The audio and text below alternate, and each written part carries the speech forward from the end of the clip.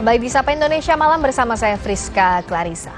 Presiden terpilih 2024 Prabowo Subianto menyentil partai yang mengklaim Presiden pertama RI Soekarno sebagai milik mereka.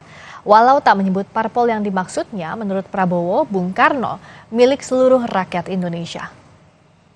Ada yang ngaku-ngaku kan selalu bahwa seolah Bung Karno milik suatu partai. Tidak, Bung Karno milik seluruh rakyat Indonesia.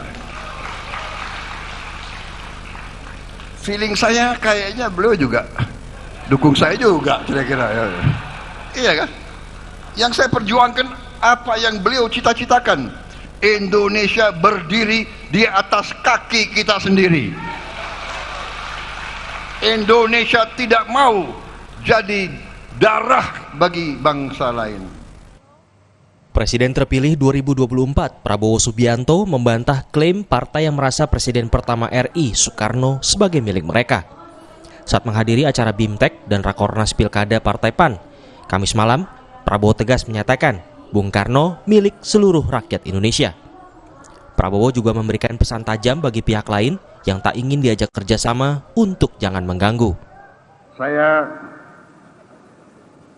akan berjuang terus bersama semua kekuatan yang mau diajak kerjasama. Yang tidak mau diajak kerjasama, tidak apa-apa. Kalau ada yang mau nonton di pinggir jalan, silahkan jadi penonton yang baik. Tapi kalau sudah tidak mau diajak kerjasama, ya jangan mengganggu. Orang lagi mau kerja kok. Kita mau kerja. Menanggapi pernyataan Prabowo, politisi PDI Perjuangan Deddy Sitorus menilai demokrasi membuka ruang bagi siapapun untuk memberikan masukan dan kritik meski berada di luar pemerintahan. Kalau itu yang dimaksud, itu sungguh kita sayangkan karena demokrasi kita ini kan memberikan hak bagi tidak saja individu tetapi juga kelompok masyarakat, bahkan organisasi non pemerintah, bahkan partai politik untuk memberikan masukan, kritik. Jadi kalau itu yang dianggap mengganggu, ya saya kira Pak Prabowo harus mengklarifikasi itu. Sementara menurut pengamat politik Burhanuddin Muhtadi, penggunaan kata mengganggu oleh Prabowo bisa ditafsirkan salah oleh pihak lain.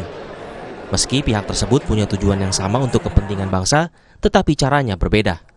Tetapi memang kalau boleh menyarankan, pernyataan-pernyataan yang bisa disalah tafsiri oleh pihak manapun, termasuk oleh media, itu sebaiknya dikurangi.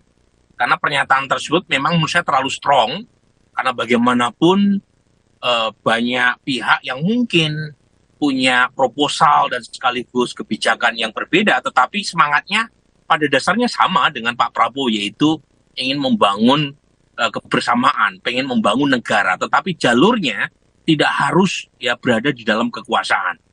Nah, pernyataan dengan diksi mengganggu kan bisa disalah tafsiri oleh pihak yang mungkin punya pendapat yang berbeda jauh dengan apa yang dimaksud oleh Pak Prabowo, tetapi kan. Lalu kepada siapa pesan Prabowo sesungguhnya ditujukan?